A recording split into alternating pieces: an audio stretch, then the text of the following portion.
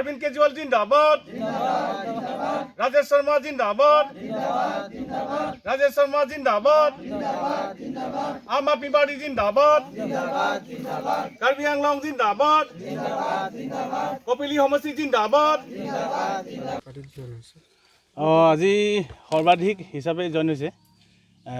আজি জইন এটা প্ৰগ্ৰামো পতা হৈছে। লগতে আমাৰ যিটো 7 নং কপিলি সমষ্টি আছিলে আমাৰ 20 নং বৈঠালাংচু এছেম্বলি কনষ্টিটুৱেঞ্চি আণ্ডাৰত, গতিকে ইয়াত আমাৰ এই খেৰণি অঞ্চলত আজি প্ৰায় মানুহখিনি যোগদান কৰিছে।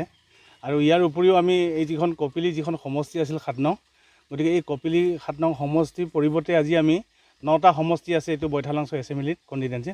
গতিকে আমি আৰু এটা সম্পূৰ্ণভাৱে আজি আমি বৈঠালাংচু 20 নং সমষ্টিখনেও আজি পূৰ্ণাংগভাৱে আমি কমিটিখন গঠন কৰা হৈছে। আৰু ইয়াত সভাপতি আমি ইয়াত দায়িত্ব দিয়া হৈছে নন্দীৰাম যাদৱক। তেখেতে 21জন ব্যক্তিক লৈ আজি এই কমিটিখন এছেম্বলি কমিটিখন গঠন কৰা হয় আজিৰ তাৰিখত। আৰু লগতে আগত পূৰ্ব যোৱা বছৰ যিখন আমি 7 নং কপিলি সমষ্টিখন গঠন কৰা হৈছে সেইখন আমাৰ পূৰ্বৰ পৰাই আছে, ভাল ৰখা হৈছে।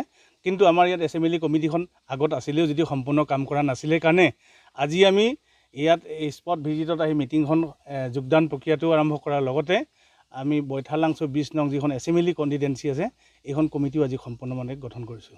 আমি অনাগত দিনত এই মানুহখিনি লৈ আমি ৱেষ্ট কাৰ্বি আংলং যিটো ডিভিজন আছে আমি ভালকৈ কাম কৰিম।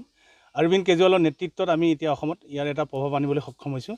গতিকে অনাগত দিনত আমি ৰাইজৰ সঁহাৰি লৈ আমি কাৰ্বি আংলঙতো আমি অট'নমাছ কাউন্সিলখন এদিন হ'লেও আমি দখল কৰিম বুলি আমাৰ দৃঢ় বিশ্বাস। গতিকে আমি এতিয়া আমাৰ অভিযান অব্যাহত আছে, আমি ৰাইজৰ মাজলৈ সোমাব পাৰিছোঁ আৰু ৰাইজে ইতিমধ্যে আমাক আঁকোৱালি লৈছে আম আদমি পাৰ্টি। ধন্যবাদ, নমস্কাৰ।